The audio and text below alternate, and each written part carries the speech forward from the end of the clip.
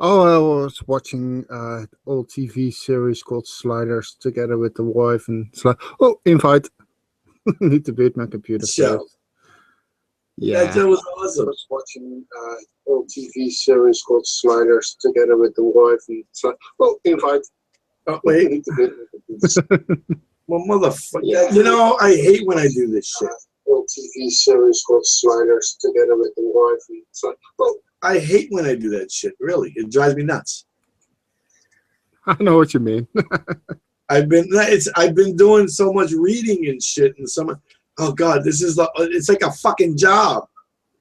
See, now I remember why I hated working for other people when I was younger. Like they expect you to do shit, and, have shit all ready, and oh God, I hate that crap. Oh yeah, that's how it went with that first video, homegrown jihad. It's Yeah, like did you see that? I saw it. I was doing the dishes, and I made pancakes today. So, and it takes a while for me to bake, if done properly, of course. So watch that. I watched the third jihad for a bit, and I went like, fuck no. That shit was kind of nuts, wasn't it? No, mainly you had Ayan Hirsi Ali in it. I know who the fuck she is, and she's Yeah. a fucking liar. Well, the thing of it is that the reason why I mentioned both of the movies is because one, like the first one, you can clearly see that it's propaganda. I mean, it's done by the Christian Action Network or whatever, and yeah, Yep. they got a thing, right? I mean, they don't like Islam for sure. No, they have an agenda. It's a Yeah, war on their religion, I think. yeah. We heard that story so many times before. If you, mainly in the US, if you say against something Christian, and it's war on Christianity in the US again, it's like, oh, fuck off. Yeah, I mean, look, if saying happy holidays is a war on Christianity, then for sure making a movie interviewing all of these crazy people or trying to interview them, then for sure that's a war on Islam then. I Yeah, mean, I don't mind if you're having this war, right? But let's call it what it is. yeah, Call it what it is. true, true. Because I don't mind.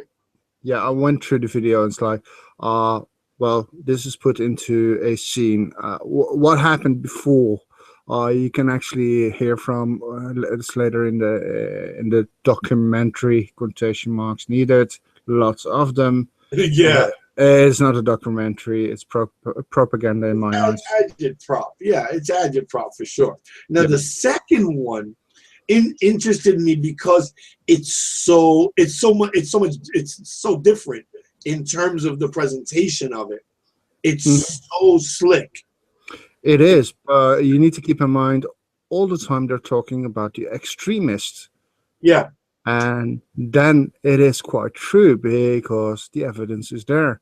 Extreme Islam wants this, even though some topics that we're talking about through breeding, moving to the West and then breeding and then having lots of children, etc., etc. I find that a bit far fetched. Uh, Well, the thing about it was, right, what got me was at the very beginning they say that this is not about moderate Islam. It's only about that most people are not in it. mhm. Most people are not. That's not what they're talking about. But then I expected, silly me, I guess, that at some point they would present at something resembling the opposite argument, right? The opposing viewpoint. Mm-hmm. But it is a progression, and if you're not in, like, if you don't do video editing or if you don't understand movies, or it might get lost on you.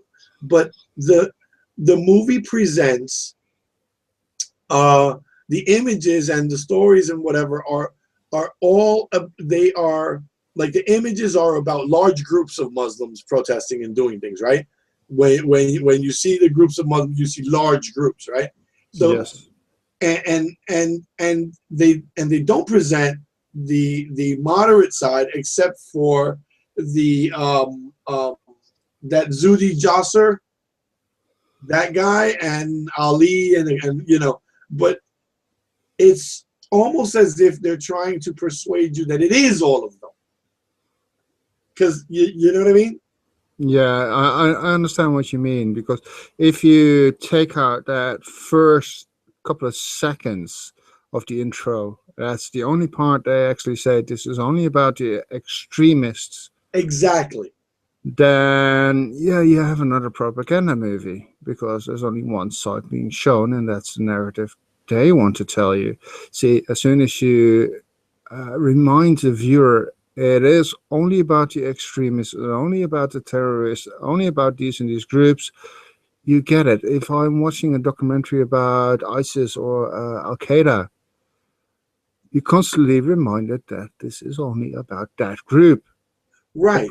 puts it into perspective. And the last one was like, if you miss that little bit, or if you don't want to see that, because a lot of people are blind to it, Yeah.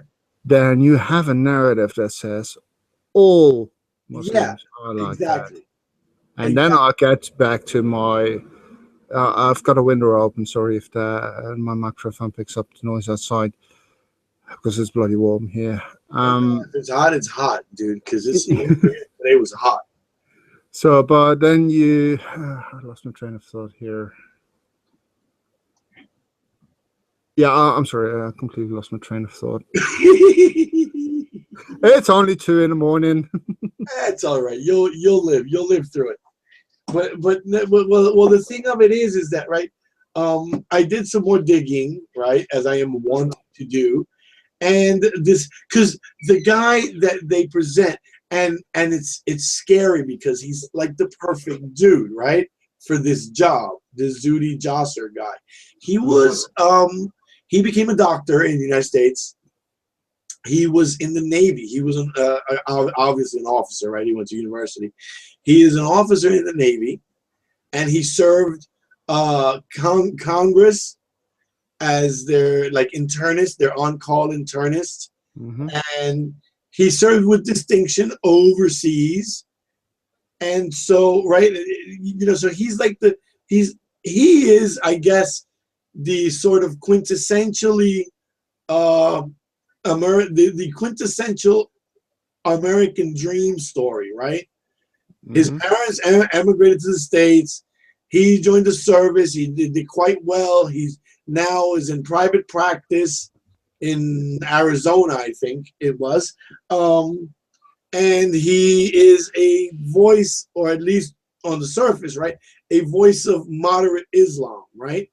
Mm-hmm. And so he's like the perfect guy to say, nah, look, it's these crazy motherfuckers over there.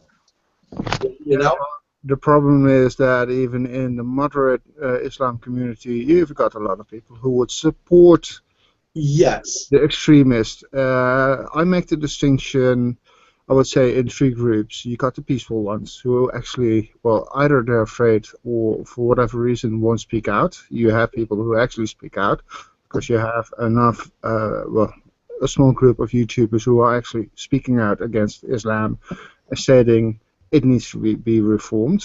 Hmm. And they're living in the Middle East, and they could die because of what they're doing. Yeah. Then you got the moderates that could be divided into two groups, who support the extremists and who don't support it but don't care about it. Now, And then you got the extremists. see, here's the thing, right? Because I never, I maybe it's just me, but I'm like super paranoid about this shit. That in the sense that, like, I'm pretty sure that most of the time people are not telling you the entire truth, right? Mm-hmm. But what I like is that I have a brain. Having a brain helps. Yep. And so I had always assumed that somewhere along the line, there were people that were Islamic, right, that were Muslim, that Mm-hmm. were fairly normal people. And and I'm not trying to say that like your neighbor who's Muslim is abnormal. What I mean is that see, I was brought up in a Catholic house, right? And I went to Catholic school, and I had and then I, in Catholic school, in junior high school and stuff, I learned like about Catholic history and canon law and all that stuff, right? Mm-hmm. So, and then and we learned about the scholastics, right? The original sort of apologists, kind of, right? Yeah. But I just assumed, and maybe Makaya can elaborate because I'm still at the surface of this, right? I'm still doing initial research. There was a sect, and it still exists. It's sort of much smaller now because they tried to kill them all. Called the Mutazalim, and those are, and like I said, I assumed this to be the case beforehand. I just didn't know what it was. They are called sort of the Islamic scholastics. And why am I getting? Oh, it's Eon's window because it's hot over there apparently. I can close it if need be, No, but no, it's okay. Just if you could move away from it a little, that'd be good. If already on the other side of the hold on, room. on the fucking side of the room, bitch. God. Give me a second, I'll close it. No, But no, it's okay, dude. I don't want you it, to pass out. it is in the middle of the night, and the worst thing you can hear is either a lorry driving by, or a car, or an ambulance. Uh-uh. So You get the atmospheric hiss. I'm not sure if that's me, by the way. Oh, maybe That's it's probably my fan, oh, which is just currently on Harvey. Wait, hold well, on. I'm not pissing off Harvey, okay? So just don't worry too much about it. So yeah, what do you know, if anything, about this sect, which was apparently in like the 1200s almost wiped out? Or the 1300s? Not a whole lot, actually. I'd have to do some more research on it. Oh, okay. Well, yeah, I'm in the middle of it now. But apparently they were very much like the scholastics, interested in melding religion and logic and religion and reason. So they were like the Christian Gnostics? Sort of, yes. Sort of, yes. But I just started digging. So if anybody does any digging on their own, please inform me. Tell me what you found, because half the time I run into like Google books and shit, and there's only so much you can get, right? Like they skip pages and shit, right? And I try to buy the stuff as I find it, but not only is buying it not the easiest thing to do, but also reading through all this stuff is hard. Yeah, because it's so much, right? I'm still doing the other thing. I'm still doing the other thing on Brexit, and I'm doing the other thing on Mizzou. So there's a lot of shit going on. Yeah, well, Brexit, that should be easy. That's just a wait and see story right now. Let's see what happens. Britain hasn't invoked Article 50 yet, and most likely that will happen in October. So that will give you quite a bit of time. Yeah, no, these I've been following it, and I don't get it. I mean, I get what's going on, and but it's like people are telling me, what are you mad? And I'm like, no, I don't even live there. I don't really care. I just find it funny that people are fighting about it. Or the part with Donald Trump going and cheering on, it's like, yay, Scotland, you did this, you did that, you're showing how you want to leave and make the UK great again, and everybody's going, no, Scotland voted to stay, you idiot. You dummy, yes. But what I don't get is, right, like I saw Kevin's video. If you haven't seen it, go not the one about be calm and carry on or whatever, but the other one. And I'm like, well, I'm sorry, Kev, I kind of gotta disagree. This isn't it's not about democracy. I don't think it's about democracy. I think that's a sort of a red herring that the right put out, right? Like that Farage guy, and a couple of other people talking about sovereignty and self-determination. I'm like, whoa, whoa, whoa, whoa, whoa, whoa, whoa. Don't you motherfuckers got a parliament that you elected? Okay, so you haven't lost sovereignty. You know, your elected leaders, you know, on your behalf, voted to do this. To do, with the sovereignty part, as far as I get it, is that the European Union, or the political part of it, puts laws in place that Britain has to follow or agree to. but they agreed to that. That's my point. Like, Yes. they agreed to this. Your elected officials, who you pay to make these decisions, decided, this is a good deal. Yeah, and the fun thing is that not every law has to be ratified. Britain is in a special exception group within the European Union. If I look at consumer law here in the European Union, in most countries, it's if you buy a product, say that's about $100 worth, then you have a mandatory 2-year warranty on it. Here in Britain, that's 6 months. So they don't have to apply all the laws that are accepted by the political heart of the European Union. It depends on which one you want to implement or not. It is a very complex story. So some laws have to, so others don't. You don't have to, depending on which treaty you have ratified or not. Yeah, I'm 100% convinced that it's very complex. I mean, you know, like that's the law is always that complicated. You know, law is always that complicated. But like I've heard people like Kevin, right? Kevin is like, you know, this is how a democracy works, and if you don't like the vote, then you know you don't get to change the rules, which I agree. But this was an opinion poll. Yes, it was not a mandatory. We need to exit straight away if the majority says we need to leave. At all, right? At it all. Was an advisory one. And I'm like, but this is not a part of the democratic system or something. This is not a part of. This is an opinion poll. Yes, and the government is free to reject or accept whatever, you know. Yeah, and the government has said, well, we are going to abide by the referendum and results of it, so we're going to exit. And I can accept that. I don't have a real issue with it. I was on the state side for various reasons, very few actually, but I accept that I was in the 48% camp. Too bad for me. Well, no, I mean, you know, I get that people want to, you know, like, my thing was when I heard the video, I was like, wait a minute, it's not about, right, you live in a democratic country. You live in a country where you get to vote for your representatives and stuff. If they made a bad choice and you think it's a bad choice in joining, like joining NATO, right?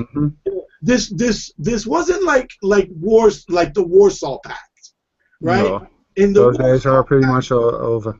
Yeah, no, but when the Soviet Union was alive and kicking, they didn't say, "Hey, you want to join the Warsaw Pact?" They were like, "Here are our soldiers. We're going to send lots more. They're going to kill you, and you're now part of the Warsaw Pact if you don't like it." Yep. It's not like there is like a colonial imperialist kind of a thing where, you know, the superpower is coming in and telling you shit. Yes. You know, and in this case, it's like it's radically different. You haven't lost national sovereignty. That's crazy. But what I find the funniest is that everybody's still angry about it. Right? I get why the people on, you know, on the state side are angry, but the people on the other side are just as pissed still. And I'm like, well, could it be because that guy that said that he was going to divert all the money from, right? Yeah. He said that 350 million pounds each week that will be diverted to the NHS, the National Health Services, and now I think today or yesterday it came out that that money is quite a lot less, and I'm pretty sure the NHS will get very little of it, if any at all. So. Yeah, but the guy said it, right? I mean, the guy had an advertisement about it. Oh, yes. He said yeah, this money is going to be diverted to the NHS or whatever. And then like somebody asked him about it. Like it's in the links of the where somebody so he came on the TV and they said, well, wait a minute, you had an advert about this, you campaigned on this, and he said, well, no, that was a mistake. I'm like, dude, you lied. That's not a mistake. It's a lie. Yep. And the second argument would be, well, we're talking about a politician who has what, 1 or 2 votes, maybe a few more in Parliament at best. I think the last time they had just 1 vote in Parliament. He is not the person who could make any decisions or any promises like that. Yeah, that's the thing, right? That's the thing, right? I thought to myself, well, my first thought would, well, that's a lie if you said that, and then you're reneging on it. And then my second thought was, yay, Americans aren't the only morons on the planet. Oh no, we got plenty of them around the world. Because I thought, wait a minute. In the United States, we voted in Barack Obama, partly at least on the notion that he was going to close the prison at Guantanamo Bay. Mm-hmm. And he, just as a matter of law, literally could do that if he had wanted to, right? Yes. I mean, he and I was talking to Willie about this, and what I said was, look, he can't, like, there are things that he cannot do, right? The president is not all powerful. He cannot say, all right, we're closing this military base down. He can't say that.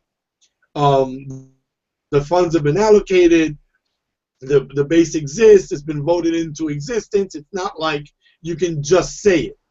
However, as the commander-in-chief of the armed forces, he can say, hey, I order every military personnel, every person that's in the military that right now is working at Guantanamo Bay, I order you to return forthwith to your home command. Mm-hmm.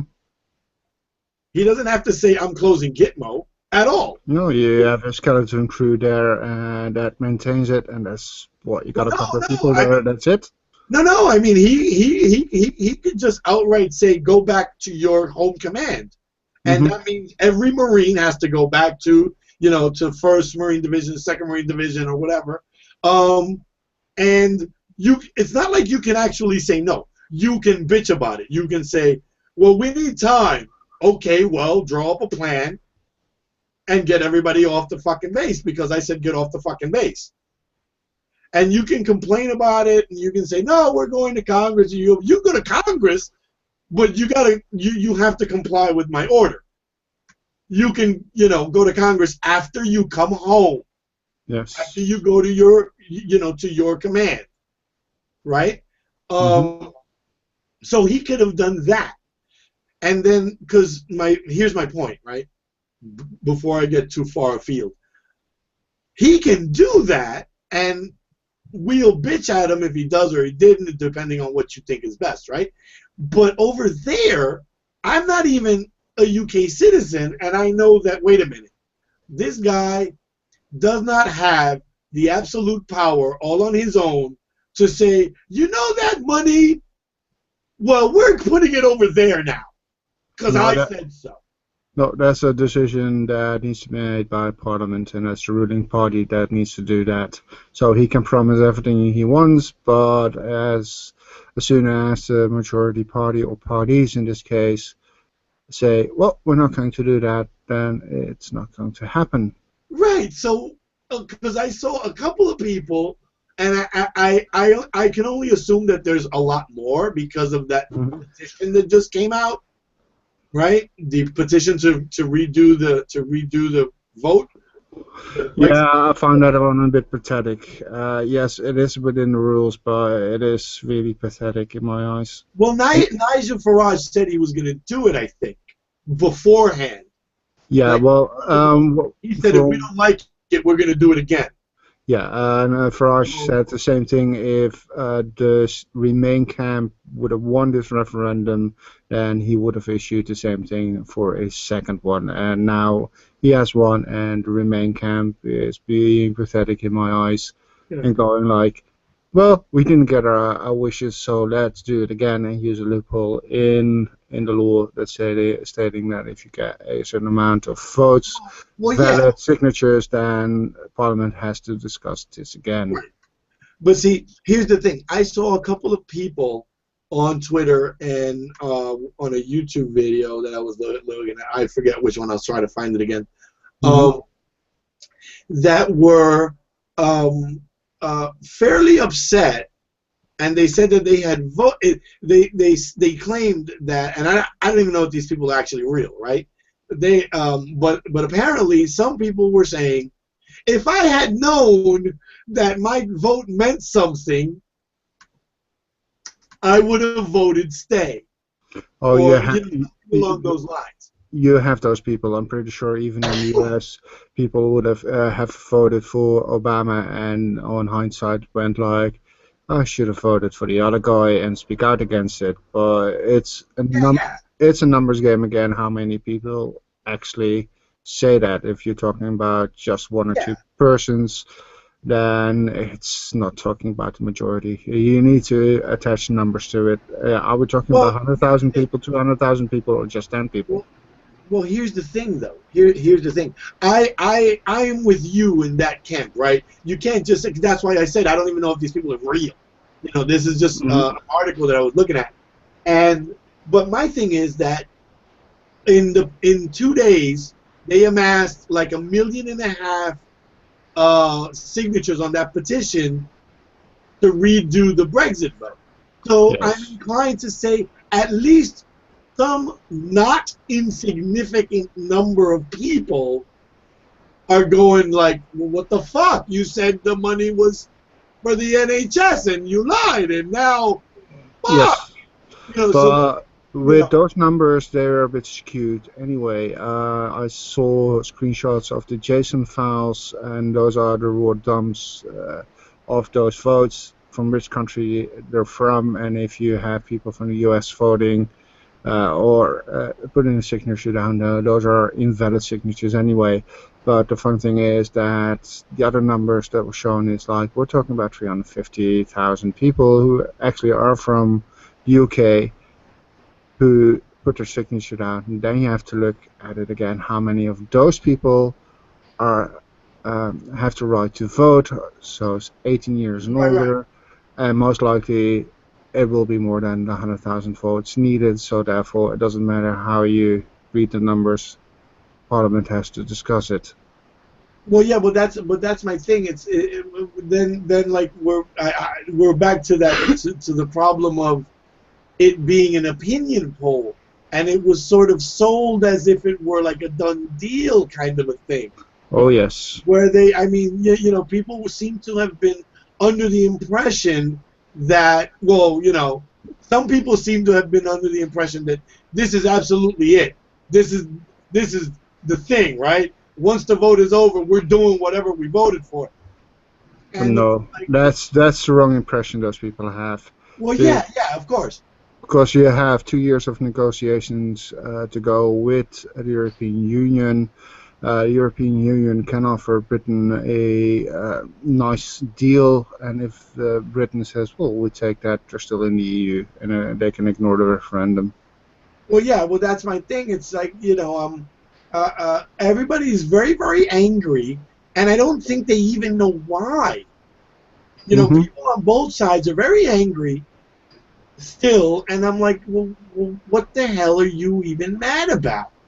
Yes, you need to keep in mind that we're talking about 52% for exit, 48% for remain out of the 72% who have voted. So it is pretty much divided.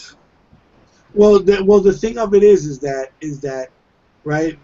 The thing about a referendum, probably one of the really good reasons for not paying attention to them really is that because they asked, I think it was that petition, right, the 1.5 million petition, I think they asked for like a 60% majority or something Mm, on a 75% voter turnout or 76% voter turnout. And I'm yeah. like, and I'm thinking to myself, wait a minute, then you don't really understand how this works, because 52% is not a mandate, right?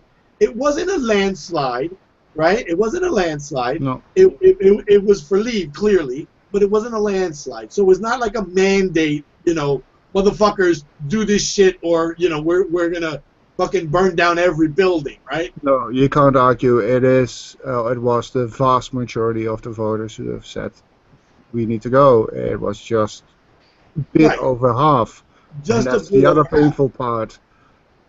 But then the thing is that if you do it the way that the petition says, right? Like over 60% of the vote, or 66% of the vote, or whatever it was, and that's only if there's 76% voter turnout, you're basically saying you don't need this vote, because if it was the case that 76% of the people turned out, and like 66 or 60% of them, or whatever it was, want to go, then that's closer to a mandate.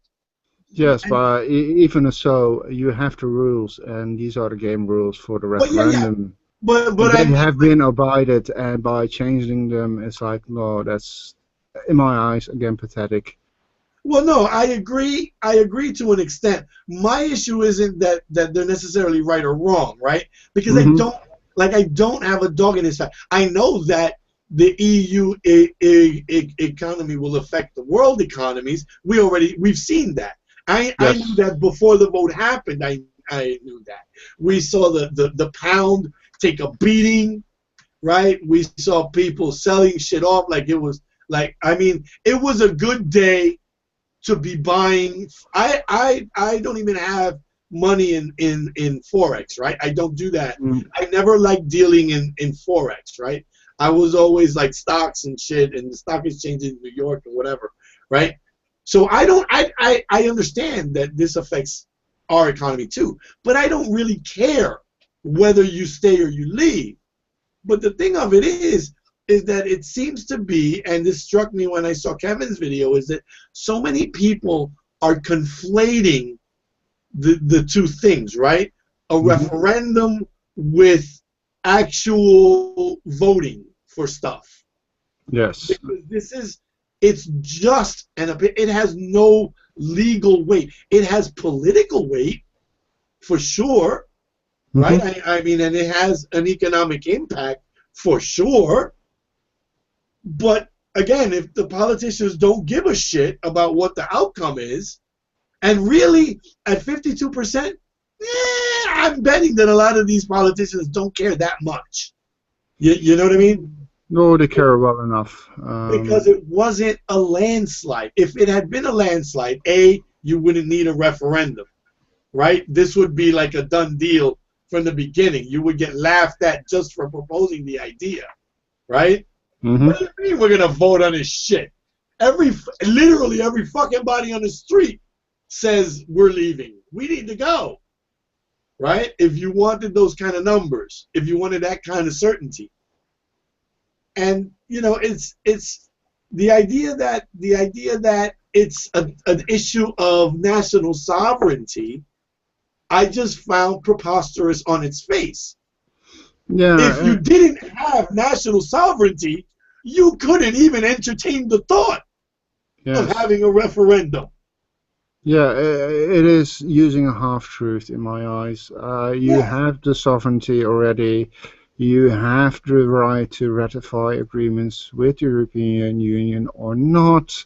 yeah, Hence why Britain still has the pounds. Hence why Britain still has border controls, while other countries in the European Union have the euro and have less to no border controls whatsoever, or a different form of border controls, but not active anymore. Like as soon as you try to cross the country by land, you need to show your passport. That's something from the past.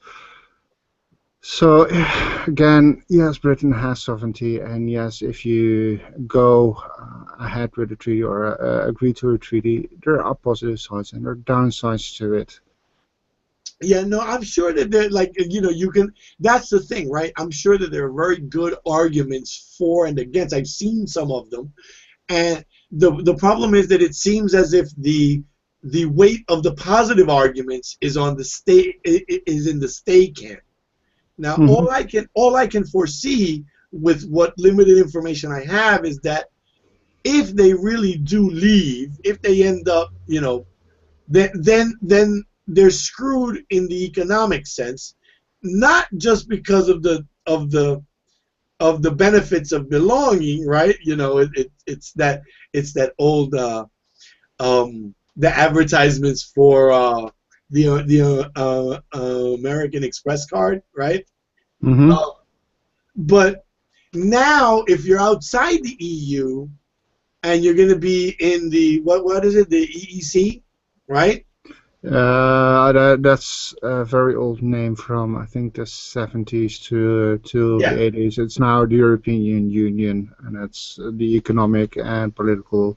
the economic. So, well, look here. Here's the thing. If you're outside of the EU, then you have less bargaining power. Do you see what I'm saying? I know what you're saying. Yes. In at least in absolute terms, you have less bargaining power with other countries, right? Especially with countries outside the EU, right? Where you would have negotiated as within the EU. If the EU decides to negotiate with China or with India or with whatever country for economic concessions and tariff reductions and things like that. You're excluded from that. You have to do that on your own. Oh, do they do that stuff on their own?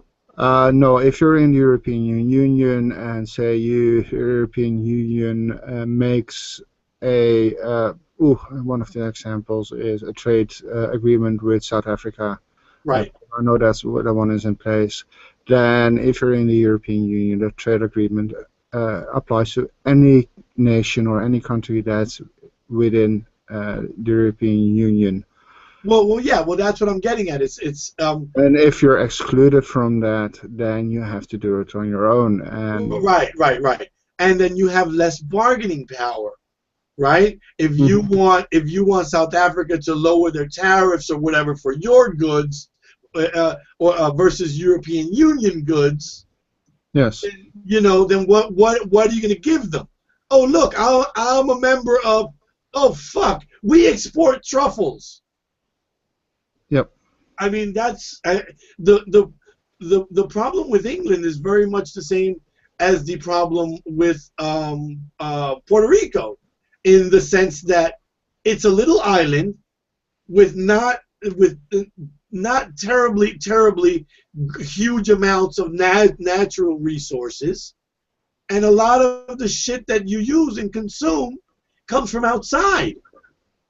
Yes. And that Well, means that, Britain is a bit bigger than Puerto Rico, oh, no, and no, it's it has significantly more, bigger yeah, in size. it has a bit more No, it's resources. significantly bigger in size. And But I mean, yeah, in and terms not of just its, natural resources. You have services like bank services or bank lower tax rates, full banks, and things like that. So it yeah, goes further than that. But they're all natural resources in a way, or well, I mean, resources.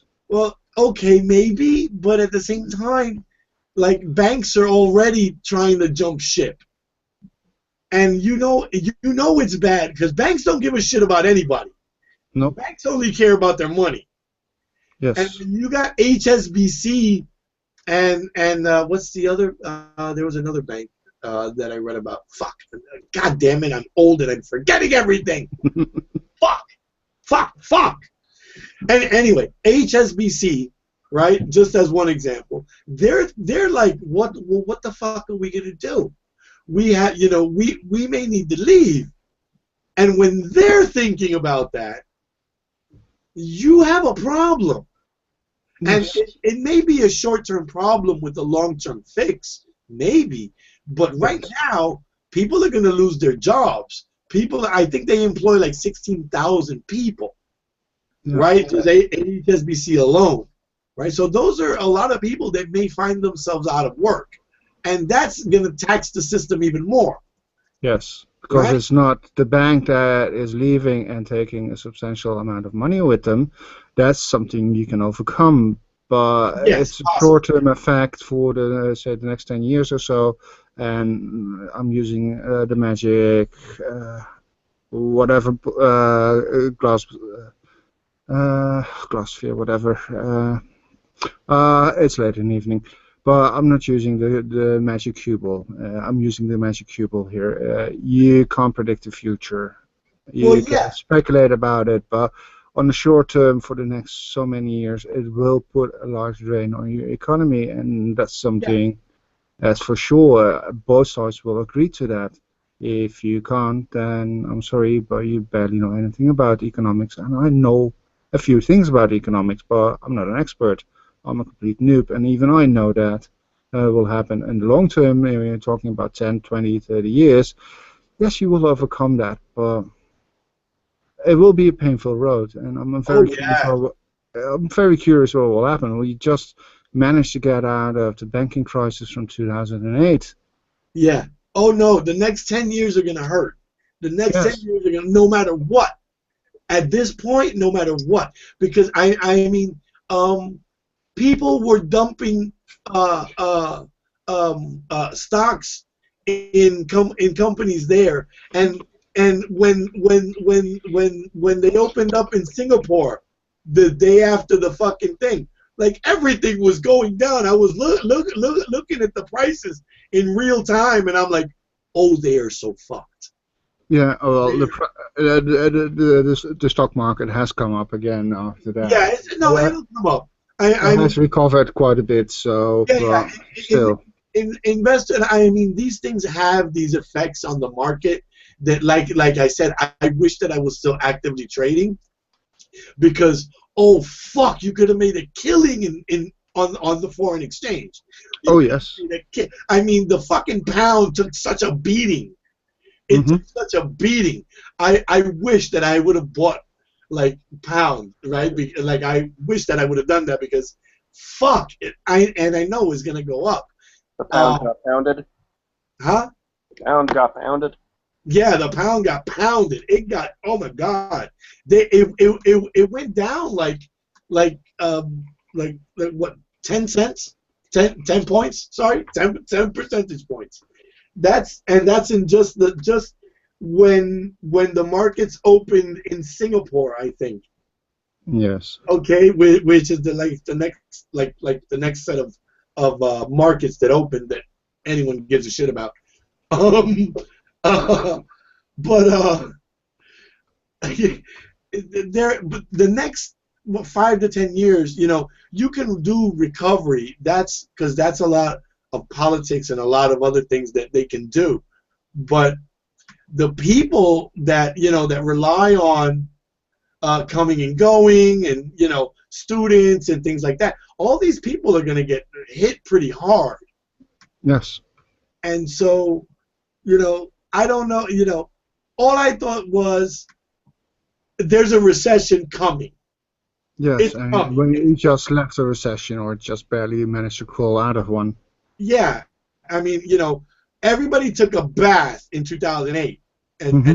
and to some extent in 2009 too. But we're just getting over this shit, and you do this, and this is gonna fuck England in the ass. Yes. At least in the short term, like I said. Yes. I only wish I was an active trader still. Fuck, that would have been so nice. Because I knew it was if they vote out, if they vote leave, I thought this was like 2, 3 weeks ago. I was like, I would get into the forex market because the pound is gonna take. I mean, people were moving into bonds. U.S. bonds again, although the bonds have been doing well. But if you recall, when the whole thing with China happened in the U.S., the U.S. reputation took a beating as well. If you guys remember, I don't know if you guys follow this stuff, but I think it was Standard and Poor's, that downrated the U.S. or threatened to rather, Mhm. and that shit caused fucking that every investor that I knew lost their shit. And I thought to myself a couple of weeks ago, I was like, this is gonna happen again. And fuck, I wish. But whatever. Yeah, that's always with the power of Yes, hindsight. the power of hindsight is always amazing. What's really funny is that back in 2003, there was an anime called Read or Die, and a friend of mine posted the picture of it and reminded me of it, where they actually had that the UK left the European Union and things started going really bad, and then like a few years later they got kicked out of the UN. And I was like, holy shit, an anime predicted some stuff. Let's go. Oh, truth is stranger than fiction, as they say, but fiction sometimes gets it right. But look, here's this thing. I don't want to go like too far afield for too long. I need to find out about this Islamic scholasticism stuff because I'm still of the mind. I'm waiting to be convinced that I should worry about Islam more than I worry about like the white the Aryan Christian militias. It depends on which part in the world you're living. If you're living in North America, then I would say I don't think Islam is a real issue right now for you. It will become one. But if you're living in Europe, then yes, Islam has become a fucking serious issue here. Okay, how so? How so? You got a large influx of immigrants, refugees, and economic immigrants coming to Europe and manage to stay here for whatever reason. Right. They bring values with them which are not compatible with the West. And unfortunately, that is the truth. They go into the areas where they have their own peers, like everywhere else in the world. That's happened in the US as well. You've got whole areas where you can barely speak English because the local population doesn't speak it or barely speaks it. That's happening in Europe as well. And those areas are breeding grounds for terrorism. Breeding grounds for extremism, and those areas. See, if I come back to the peaceful Muslim who is integrated, the chances of them reverting to extremism is very slim. But from the moderate side, where there is an acceptance of the extremism, where it is, well, fair enough, it is a war that's going on against our values, etc., etc., or against our religion. That's something that happens with Christianity right now in the US as well, with the upcoming that more people are becoming atheists or agnostic. They see it as an assault on their beliefs, and you will see the same pattern that from the moderate group they become, it's more a breeding ground towards the extremism. And that's just what is happening in Europe as well. And unfortunately, the numbers, again, you come to the numbers, you've got 1.3 billion people on the world, and most likely using some old figures, and the fastest growing religion, that's Islam. And you've got a large group, even if you're talking about percentages, to be on the safe side, then you're talking about millions upon millions of people who are spreading out the word and trying to recruit one way or the other.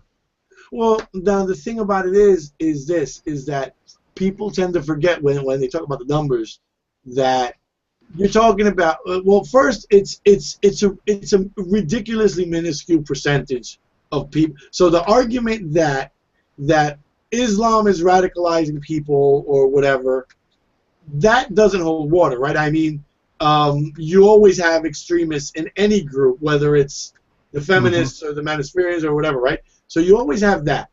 Now, the thing that people tend to forget is this, right? And this is what happened to the people in the, to some extent anyway, what happened to the people in the men's rights movement, right? They saw a relatively large uptick, for example, in web traffic to the major Manospherian sites, right? Like the Return of Kings and at AVFM or whatever. And then you look at the number, and the number's big. But then when you look at a map, right? We're talking about 10 people here, 100 people there, and since we're talking about some form of warfare, right? We're presuming that Islam is going to be, right, that they're in some way engaged in a war with Christianity or with the West or whatever, right? Okay, now that's like me saying, yeah, I have 100,000 men at my disposal. And somebody says, well, can you do this mission? And I have, and I say, well, I got 100,000 men. And they tell me, well, where are they? And I go, well, some of them are over there, and some of them will be here next week, and 50,000 of them are coming tomorrow. And, yeah, so we'll get them all together in one spot by the end of next month. You see what I'm saying? I see what you're saying, but then again, you end up with a numbers game. If you're talking about a group of people who believe a certain ideology, and you're talking about, well, if I take the U.S., that has, 350 million people in it? About that, yeah. About that. And you're talking about 100,000 people across the whole country. Right. We're talking about a very small percentage of that. Well, but that's Yeah. I mean, if we're going to talk about the numbers, right? Yes. And now you talk about another ideology that has 10 times that much, 1 million, and they're all in one area, or not all of them, but right, spread but out. that's just it. You've got like 10,000 in one area, 10,000 in another area, or you have 10 in one area and 10 in another area. That makes so much of a difference. Well, yeah, it does. But what I'm saying is this: that your numbers are wildly inflated. I mean, if you look at the United States, right, there's 350 million people, give or take, right? And about 50% of them are some form or other of Christian, right? Give or take, right? So 350 million. So what? 175, right? So from that 175, about 10% of those, or 12%, maybe 13, are Islamic, right? So from the 1.3 billion people that are Islamic, if you got about 2 million total, right? I mean, then what percentage of those people? Because if you take the original number, 350 or 1.3 billion, sorry, less than 1% of that 1.3 billion is radicalized, right? Less than 1%. You cannot even round it up to 1% because it's like 0.3 or something, right? So you can't even round it up to 1%. So if you take a significantly smaller fraction of that 1.3 billion, then what percentage of those? You still have less than 1%. Right? And so you have this less than 1% of people, and even if you want to say 10%, fuck it, let's wildly inflate the number. 10% of Islamic people are ready and willing and capable, right, of conducting some form of jihad. That's still across the planet. So if you're talking about a war, this is a war that they can't win. Now, I'm perfectly willing to accept the notion if you can demonstrate, and I'm not saying you, I'm saying in general. No, I understand. I'm not being attacked personally. So. Yeah, no, not at all. If you can demonstrate that it is endemic, that it is intrinsic to Islam in a way that it is not intrinsic to Christianity or Judaism, right?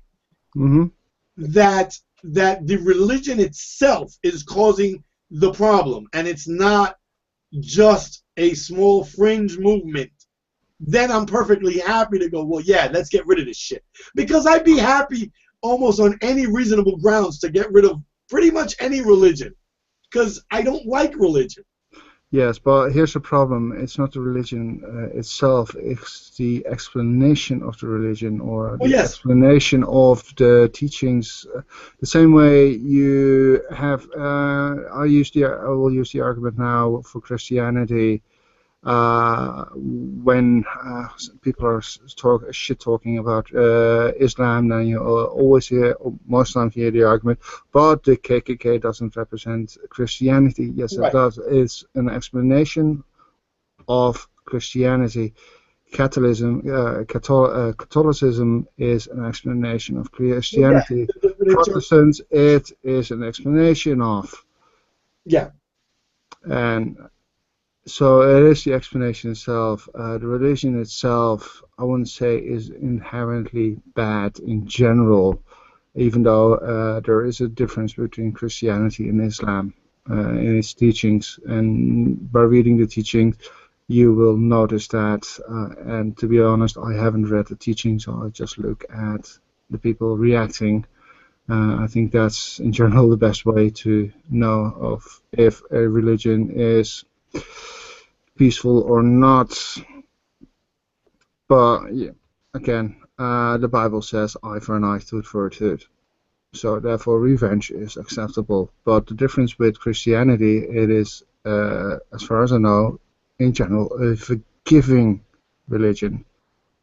well, yeah, most people they very much played up the turn the other cheek thing for a very long Mhm. time. So now, here's the thing. What I find interesting is that the sect that I mentioned before, Mhm. right? Let me pull up the damn name. The Mutazila. These people were purged, and it's heretical, right? Because on their view, from what I can tell, on their view, you reject the notion that the Quran is how do I put it? They have their own version of, I guess, of the Trinity, right?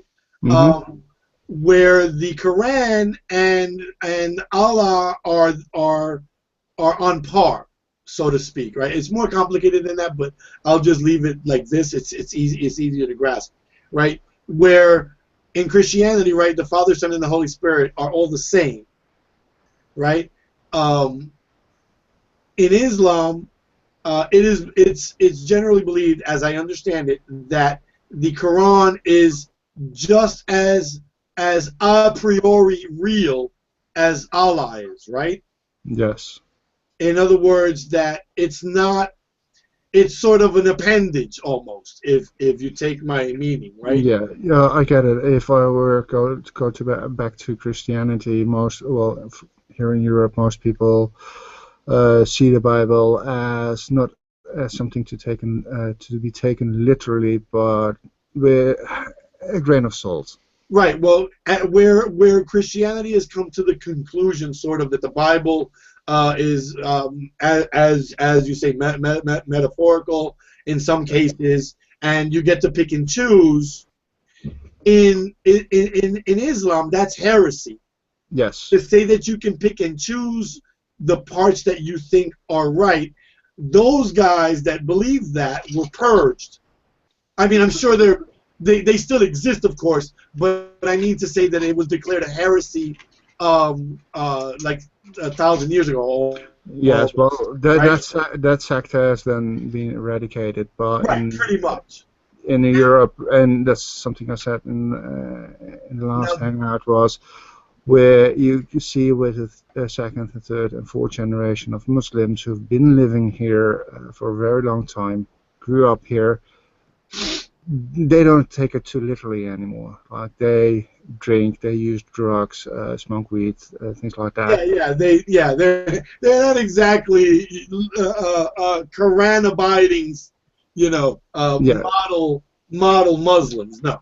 yes, and now you get back to the point of a massive amount of immigrants, like Germany that takes in 750,000 immigrants, mainly from the Muslim countries, where they don't see it like that. It is the literal teaching Yeah, of what and is it's to be the taken Quran. literally. Yes. Yes, and those are causing problem because we're talking about moderate people. We're not talking, a small group of them are extremists, and even a very small group of that are actually terrorists who are trying to infiltrate European Union, but most recently, the last few terror attacks here in Europe were homegrown terrorism. So you send out your missionaries, See, basically. Go recruit. yeah. Well, see, that argument, I think, to my mind, is at least slightly more compelling than the numbers argument, right? Because the numbers argument sucks. And I'm not saying, like I said, I'm willing to believe that these people are all out to kill us. I really am. If you No, can no, no. If they, that's demonstrate, something that's a train of thought I forgot earlier. Is if they're all out to kill us, then the world would already be burning, and I yeah, yeah, mean for sure. quite We'd all be dead. literally be burning. We would be fucking nuking each other. Oh, yeah, yeah, for sure. We'd all be gone Yes. It's now. also that here in the U.S., one of the big things going on is that the Muslims here are the more moderate ones. They're the ones that are, Islam is a religion of peace, Islam is a religion of love, just like the Christians say. They've become the Christian version of Muslims, if Yes. that isn't completely bad to say.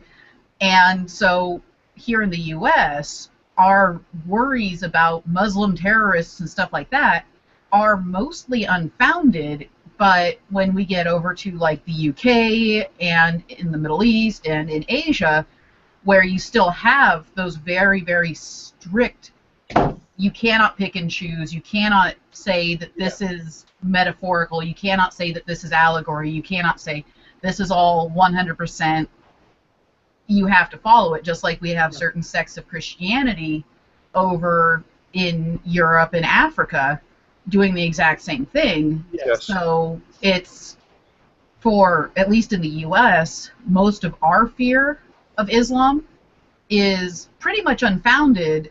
However, I know that people in places like Africa and Europe, their fears are pretty grounded in experience, and we're just feeding off of the fear over here in the US and using it to discriminate against people that we find evil or brown people, because Yes.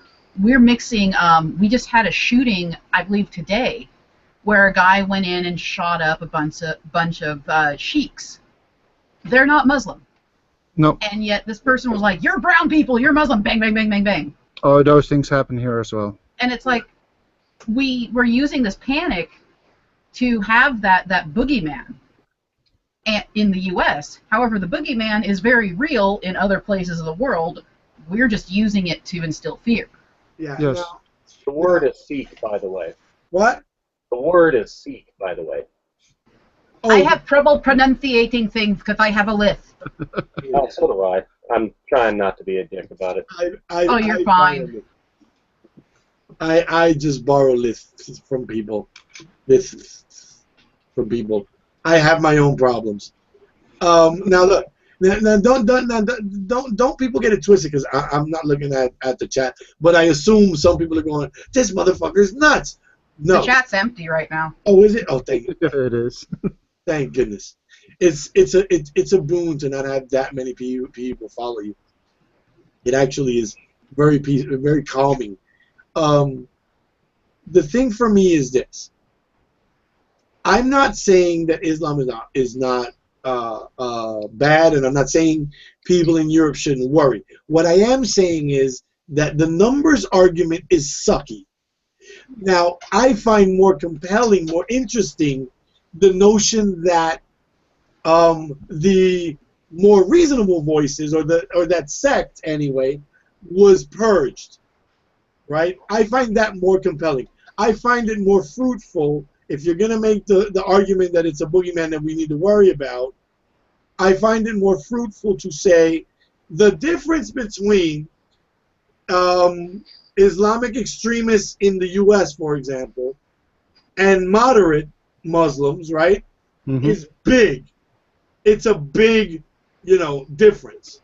But in Europe, the difference isn't so big. No, and I'm very careful with the moderate Muslims as well. I make the distinction between the actual peaceful ones who have reformed their views on Islam and managed to combine it with our Western values like freedom of speech, freedom of Right. expression, freedom of religion, the basic core values we're talking about.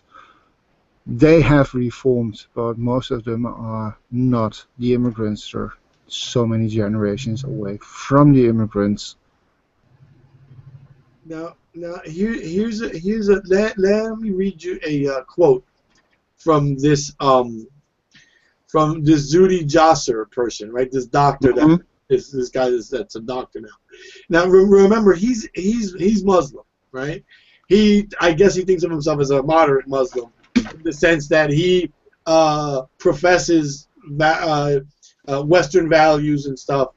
And Yeah, and you can argue about what is moderate in this case. yeah, but here's this quote: America is at war with theocratic Muslim despots who seek the imposition of Sharia and don't believe in the equality of all before the law, blind to faith. Now, this is where I have issues. It's not that the Clarion Project people that made the movie are seem to be funded by that so-called dark money from the right wing in the United States.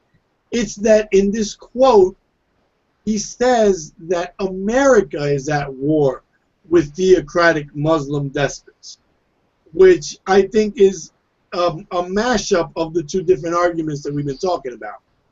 Get Yes. my meaning, right? America isn't at war. I mean, they're at war with everybody.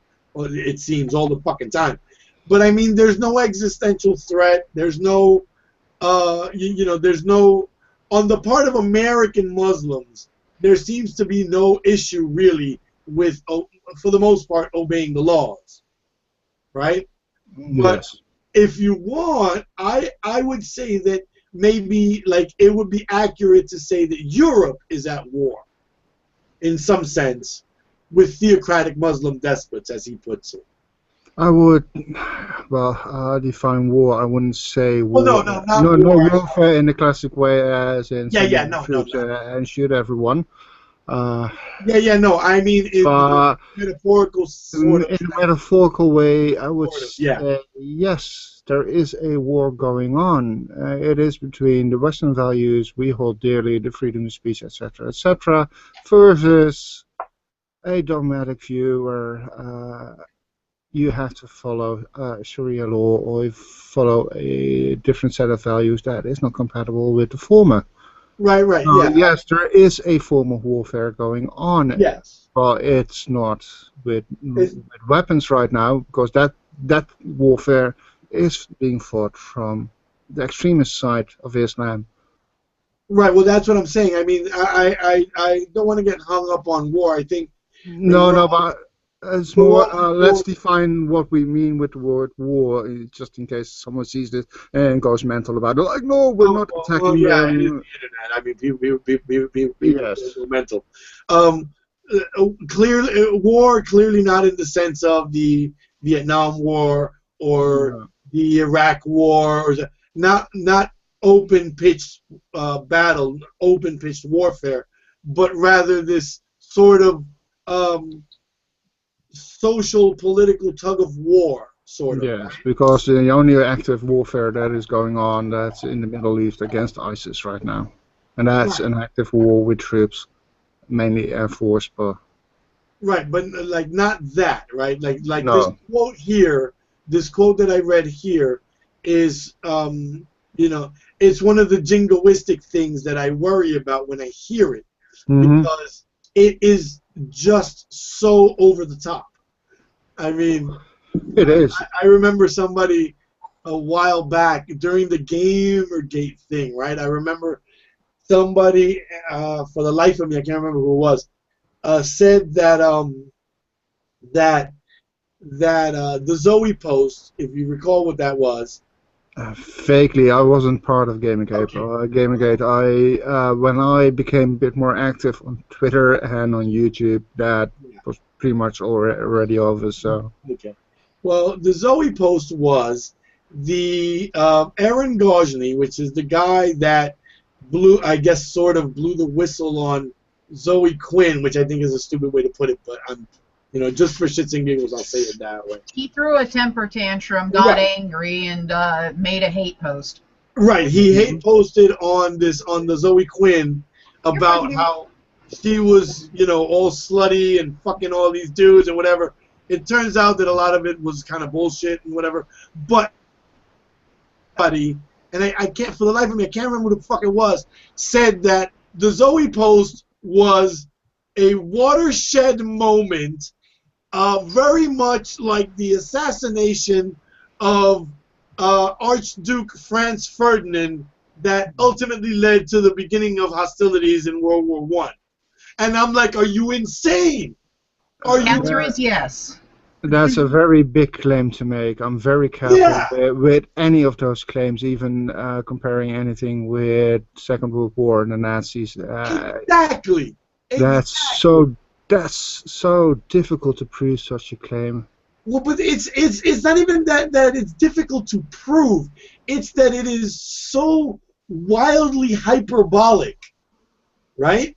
I Mhm. mean, even the most radical feminist is probably not a Nazi, Oh. right?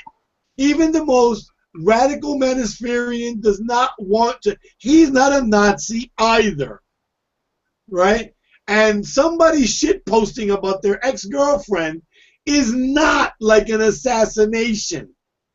And to say that America is at war with theocratic Muslim despots is wildly overstating the case. Yes, then I'll get back to the communication training I had some 20+ years ago. Is define the word, because that's important. With words, we all have an assumption when we hear a certain word. The simple trick I was learned: if I say waterfall, you describe it, then everybody of us will have a different view of the word waterfall and what it describes, even though there's a general consensus that Right.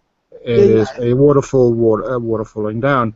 But some of us will have a view from the tropics, and the others will have Antarctica or something like that, or just waterfall in a pond in your garden.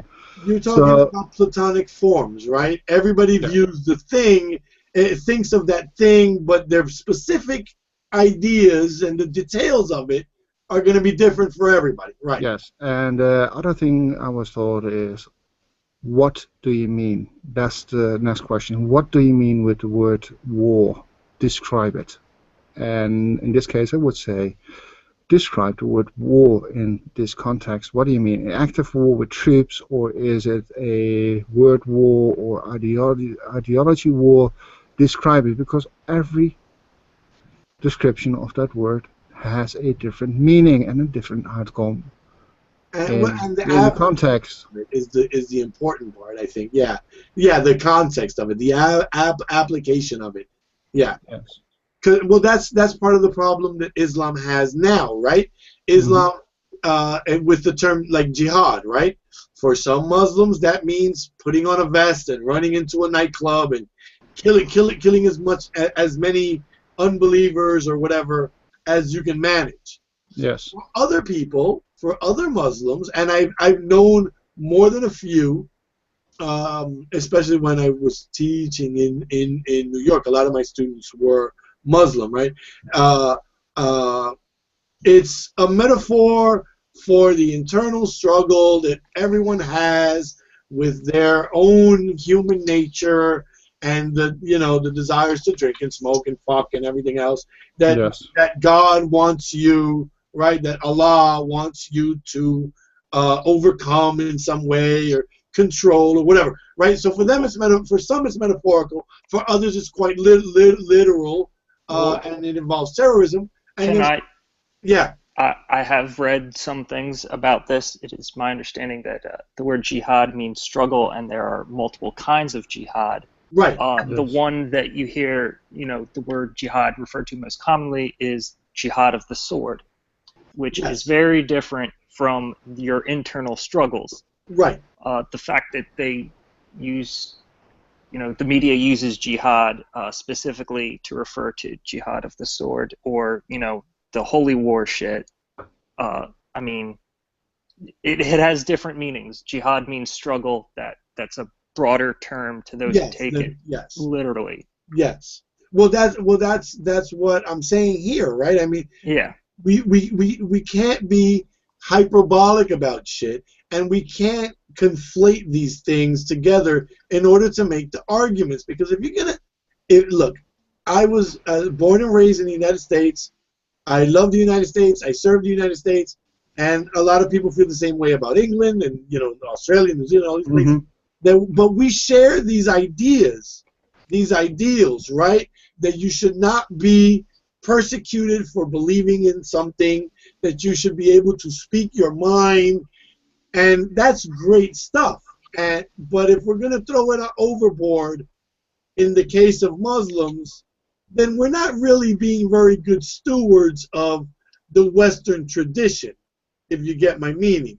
Yes, and the other tradition is innocent until proven guilty. Right. Yes, and that's one of the things that I have a problem with when I look at the UN paper on legislation for women's rights. It's like, they advocate openly that innocent until proven guilty should not be the legal standard by which we judge accused rapists, right? I have that problem because I like the ideal. Just like, when the Brexit people are on about national sovereignty, I'm like, dude, it is not an issue of national fucking sovereignty. However, this issue about protecting, people's right to be as crazy as they want in terms of believing in a religion or whatever, that's a real issue. And that we have to struggle with now, right? It's not a hyperbolic thing anymore. Are we going to assume that everyone who's brown or everyone who's Muslim is going to kill you or try to kill you? Or are we going to say, well, they haven't committed a crime yet, so we can't just assume that they're criminals? No, and that's something we need to protect as well. It doesn't matter whatever you believe and how crazy it is, as long as you have no intention of hurting anyone else with it, then believe whatever you want. But as soon Yeah, as I'm kind of that all for that. turns into terrorism or acts of terror or criminality or anything like that, then you need an indication or evidence for that before you can act upon it. And now, when we say that we're gonna now see, here's another interesting thing that it happened just after 9/11. This was one of the debates that was going on, whether or not like military force was required to intervene and stop these homegrown terrorists or these transplanted ones or whatever, the infiltrated ones, or whether we should, because the CIA is a big player on the domestic scene now, which is at least up until the well, if they decide to ratify the Patriot Act again, it's against the law for them to operate in the United States. Yes. Right? So is this a law enforcement problem? Right? Is it a law enforcement problem?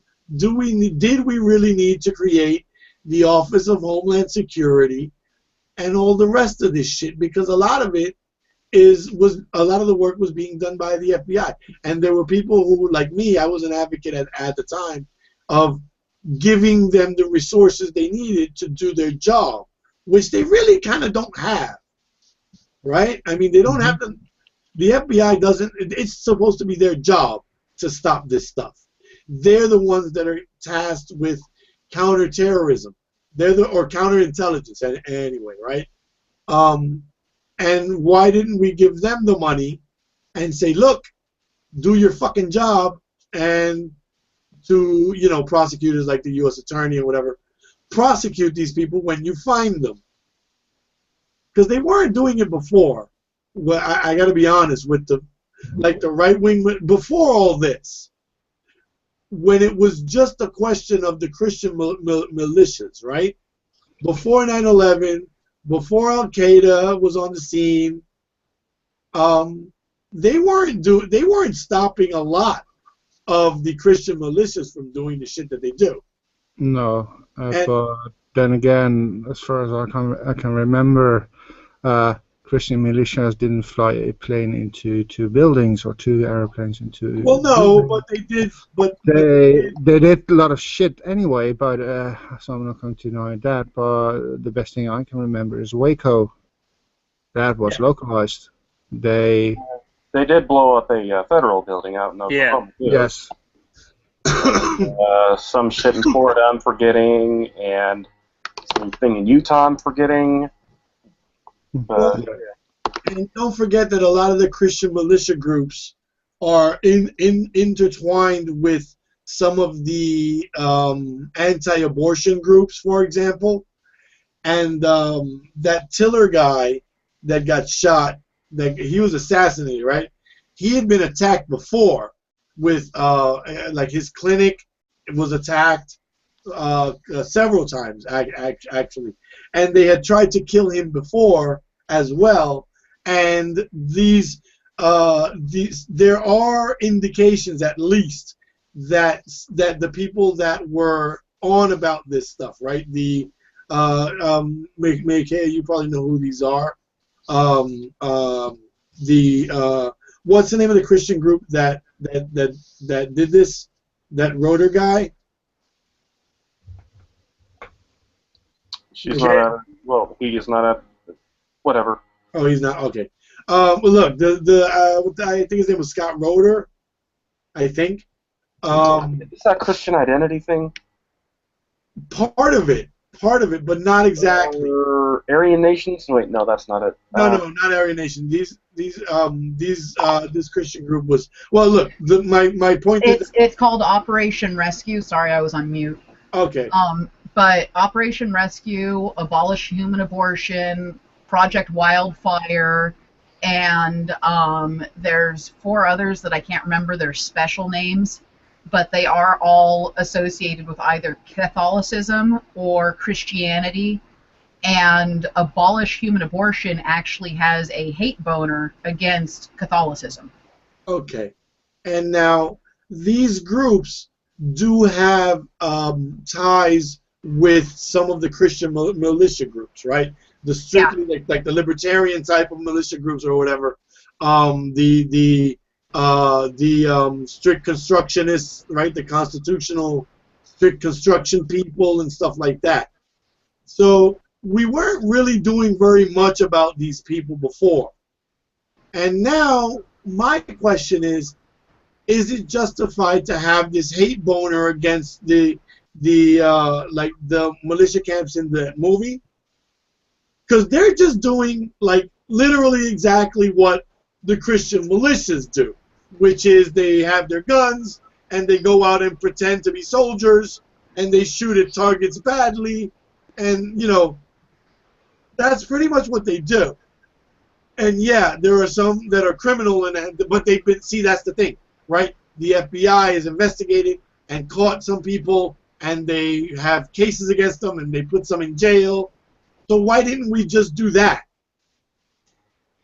You see, how do we justify the hate boner against the Islamic militias when we can't, you know, when we're not doing the same to these guys? Because we're not. Because the Christians are white, and they're the good people, because we were formed out of a Christian nation, and they're brown people and bad. Well, see, that's my problem, right? When I hear these people, like even the Brexit people, right? Yeah, there are some good arguments for exiting, right? The problem is nobody's really making those arguments, right? Nobody's really making the arguments and doing the projections and saying, look, economically, blah, blah, blah, blah, blah. Everybody is going immigration, immigration, immigration. Yes, And, that's the easiest argument to use. well, And but paradoxically, it's also the worst actual argument. yep. Do you see what I'm saying? Like, there are really good arguments that you can make about immigration, and no one's making those either. Everybody's on about, there's too many of them. Okay, well, explain. Germany let in a lot of them. Okay. And your point is, there's a lot of them. Instead of then saying, well, look, the economy can't sustain this amount of people. Why? Because the GDP of our country is this, and that means that in economic terms, we're going to lose this amount of jobs, and we're going to make this amount of money. But these people, see, no one's making those arguments. No. Do you see what I'm saying? Everybody runs to the jingoistic argument. There's too many of them, and too many people don't know what the hell they're talking about. So it sounds like you just don't like brown people, which I find unfortunate because, like I said, there are good arguments that you can make, but nobody's making them. And so it falls to like people like me, and I go, well, fuck, if you want me to believe you, it's more than the color of their skin or the religion they practice, then you're going to have to tell me exactly what the hell you mean. You see my issue? Yes, I do. I don't mind if you tell me, if you give me the good argument, and, you know, but when you say, like Carl, right? Carl says, well, you know, it's about national sovereignty. Dude, it's not that. That's bullshit. That's just bullshit. Give me a good argument. They're out there. Shit, I'm making them for you. You know, like with the movie thing that I discovered on the heels of the idiot that didn't know about it. Right? Yep. When you do the digging, you get the information, and then you can make the argument. The problem is, fuck me if the loudest people aren't always the stupidest ones. Yeah, sadly, that's pretty much true, and it's for pretty much any organization or anything. The loudest ones, the ones that'll get the most attention, are the ones that need a sock shoved in their mouth. Yeah, yeah, and oh, by the way, that's one of the things in the thing that I'm doing with the thing. That's The doohickey. What? With the doohickey and the whatchahoozit. The doohickey and the whatchahoozits are. I'm working on putting the thing in it, and when the thing is in it, then it'll be good. And yes, That's not dirty. it's not dirty at all. It's not Tuesday, so it can't be dirty. Yes, It's not dirty because we bathed. Yes, yes. But yes, it seems pretty clear to me that attention whoring has become an actual profession. Milo! Milo! Huh? I was coughing Milo. Oh, yes. Milo, yes. And Lauren Southern. And Carl. And Thunderfoot. And Thunderfoot. And Anita Sarkeesian. And fucking Zoe Quinn. And Brianna Wu. And God damn it. It's like, you know, Social Autopsy. Yes, and Social Autopsy. And AVFM, right? I mean, for fuck's sake, we should just open up a university for that. Well, Attention whoring 101. You know, Professor Milo is here.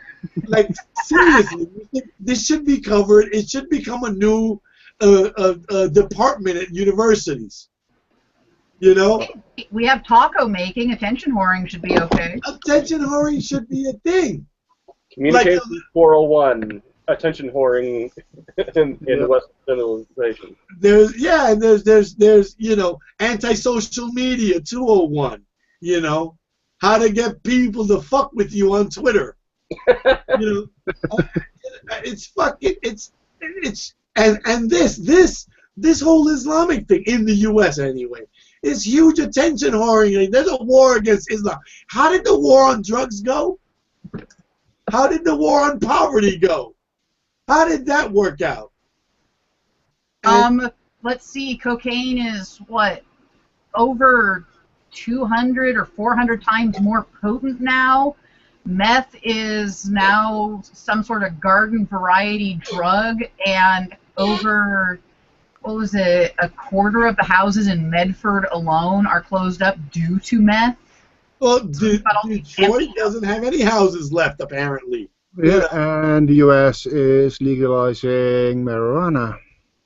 I mean, yeah. We're making fucking bank in taxes right now. We have actually paid for our sheriffs finally through marijuana taxes, because Josephine County has been 6 years without a sheriff's department. And finally we have money for sheriffs. Yay! Yeah, they're having that issue, or they were having that issue just recently in New Jersey, actually, I think. Where they were shutting down, I forget which city it was. They were shutting down a city's cops, and they were going to just use the cops from adjoining jurisdictions. And so, but attention whoring is now, it's not just an insult, right? Well, you're an attention whore. No, it's not just an insult. You can make bank. You can Some people use it as a label and a badge of honor these days. Oh, well, like yes. like that guy during the whole Scientology protests. What was his name? I think it had something to do with a Pope hat or something. Gay Pope hat, I think. Yeah, something like that. Self-described attention whore. That vaguely rings a bell for me. Yeah, vaguely. But yes, I mean, it's now. It's not just the cottage industry, right? This is, I mean, look at that Onision dude, which my kids are actually banned from. I have censored that dude.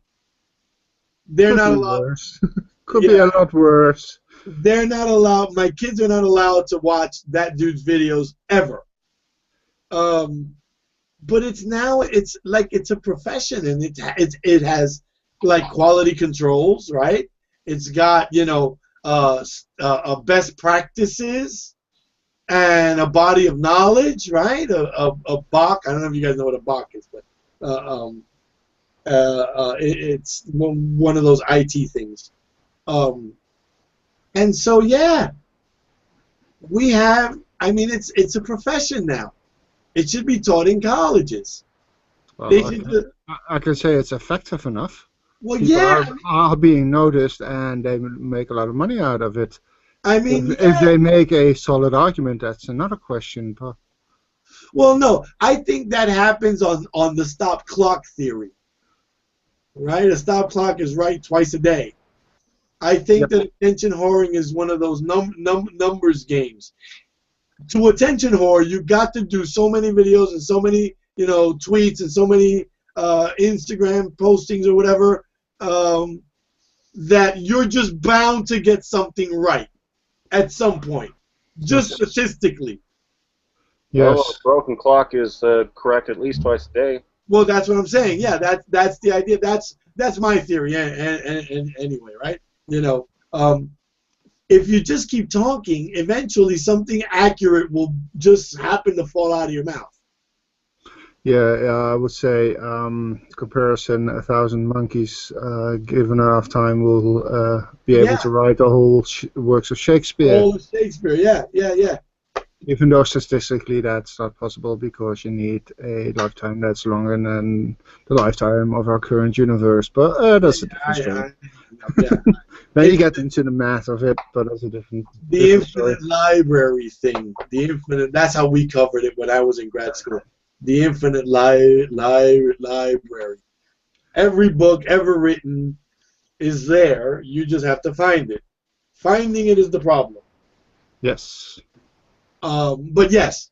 So yeah, attention whoring is a thing now, and I think that someone should put together some sort of book thing like explaining it.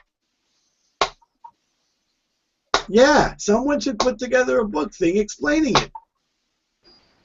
I wonder, maybe you're a writer, Mikeya, right? Yeah.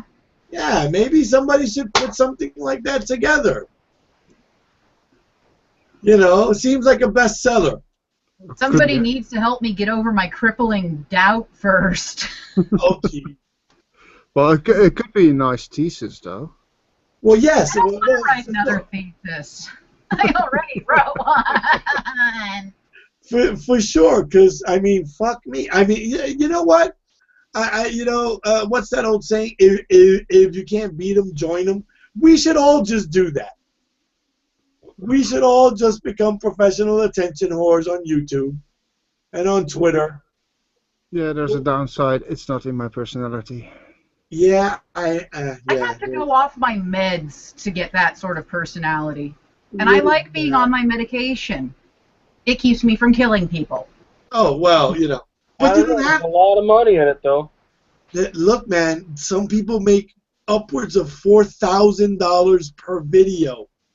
I'll let Harvey go off of his meds and make videos. His are more amusing. He can make creepypasta look like a children's bedtime story with the shit that he comes up with when he's off his meds. Hey, did you guys see that gift that I sent you, or that was in my Twitter feed? Remind me which one that was? The one with the panda bear is. Yeah. Yes. Are you getting that for your birthday? I'm getting a panda suit for my birthday. Mm. And I already had to explain to Wooly that Harvey's already had the exact same argument with me over a panda bear costume, so it was just simply your turn. Yes, it's our turn, but however, I am going to see if I can't put it to good use, and well, we'll see. We'll see. I'll not say anything in public yet. So yes, I am continuing to do this research shit, and I really don't want a super long stream. So I think that if you guys have anything to add about this, this jihad shit. No, the only thing, and that's something I should have said at the beginning of it, I read Kazai's blog or article on problematic people. Get your bingo card, Charles. And I need to say, yes, the IRA is still active.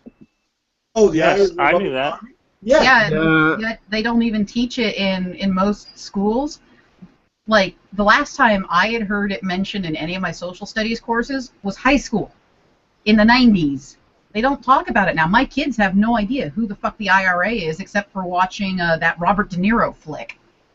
Oh, yeah. Ronin. But it is a nice reminder that they're still active, and not in a good way active. Well, I would expect a rise. Is still around? Yeah. Really? They're still. Well, they don't use that term. Do they still use that term? Don't they use like a series of like sub-faction terms? They use Sinn Féin now. Well, Sinn Féin is the that's just the party or whatever. They're not the an actual military, like paramilitary type organization. I don't think. I'd have to look it up. Yeah, no, they are two distinct things. Yeah, they are two distinct things. Well, I think I would expect a rise in Irish republicanism in Northern Ireland because, as I understand it, Scotland and Northern Ireland voted against this Brexit shit. And so I expect that Scotland is very seriously going to consider its next independence referendum, and I expect that Northern Ireland is going to seriously consider its status as well, or rather that there will be people within there who will become more sympathetic to the Irish Republicans. Yes, from what I understood is that Northern Ireland wants to rejoin Ireland. Yeah. And from Scotland, I'll get a bit more information about that one, is that Nicola Sturgeon is already starting talks with the European Union and wants to, or is seriously talking about it. I'm not sure if it's going to happen, about a second independence referendum for Scotland. Do Yeah, you? because didn't Scotland, one of their reasons for staying was they would remain part of the EU, if I remember correctly?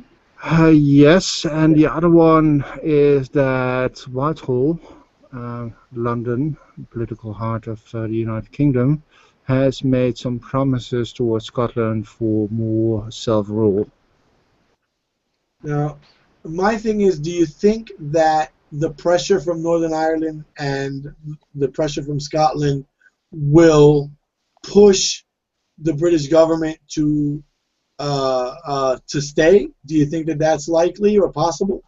I don't know, to be honest. It will be a serious factor, though. That's for sure. I think But yeah, I'll go ahead, Platty. I think the government's seriously going to have to consider the fact that of its major parts being Wales, England, Scotland, and Northern Ireland. Two of those are seriously considering breaking apart over this. Their country is breaking apart over this decision to Brexit, and they're going to have to seriously consider whether they want that to be the consequence of this decision. Yes, because well, one of the things is that Scotland, even though it gets a lot of the farming community and a few other aspects of their economy is heavily subsidized by the European Union. The other thing is something that London or Whitehall really gets a lot of money from is the oil in the North Sea around the Scottish coast. That's something they will lose as well if Scotland secedes from the United Kingdom. So you think the United Kingdom is if they insist on the Brexit? See, now we're talking about if, and a lot more ifs, because there is a lot of tiredness since 2014 for another referendum about independence here in Scotland. But I know mainly from Facebook, I've got a lot of SNP supporters on there. They will, most of them will vote for independence. But it is not the majority of Scotland. It's a large part of the population who supports SNP. So you don't know where it's going, but it will be a factor for Whitehall to think about. And they will take that into consideration. Well, I mean, they are their constituents as so far. Yeah. One would hope that they would, Yeah, and I'm not sure how important Northern Ireland is for the United Kingdom, but I know that Scotland is quite important for them. Well, I imagine that Northern Ireland would not be well disposed towards the UK, and that might spur another round of fucking the terrors, right? I mean, who knows? Mm-hmm. It's hard to tell with religious people because religious people are sort of crazy. Yes. But yeah, as I said, the next couple of years will be quite interesting for the UK. Yeah, for sure. I think I may actually have to dive into the forex market myself. They keep fucking about, There's money to be made, people. Oh yes. Oh yes. Is there anything else we want to touch on, or no? Not that I can think of. Alrighty, so oh god, I'm so glad to have short streams during the week instead of because the long ones are really hard to do sometimes. With the narcolepsy doesn't help. So, well, you guys have heard me toddle off to bed while you guys are still talking. So, like I need my naps and I need a binky. I need my binky and a nap. Sorry. And my panda suit when I get it. You can actually get pajamas that are panda pajamas now. They're like a giant onesie. I'll have to send a link in the group chat later. Okay. Yeah, but well, I mean, but me and no, because I like to be able to reach my junk when I need to. Oh, you can easily do that in these. It's like she already has a set. Harvey has a set. I'm sorry. I keep saying, damn it, I keep saying she. Sorry. Sounds like he already has a set of panda jammies. You have panda jammies, don't you?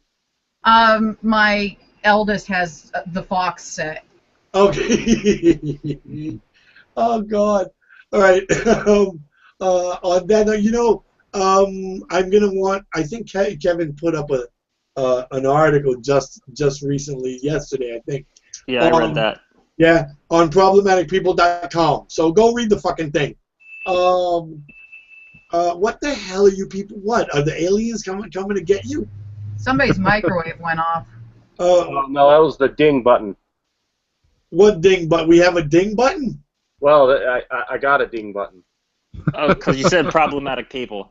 Whoa! Oh, right. Yes, yes. Problematic people. Well, where's the ding? The page wouldn't load. Oh. All right. I'm gonna actually then make up a soundboard in Flash for you guys. Yes. With that being said, we're gonna go. We are going dark. We're going dark. We're going psyops here, people. Yes.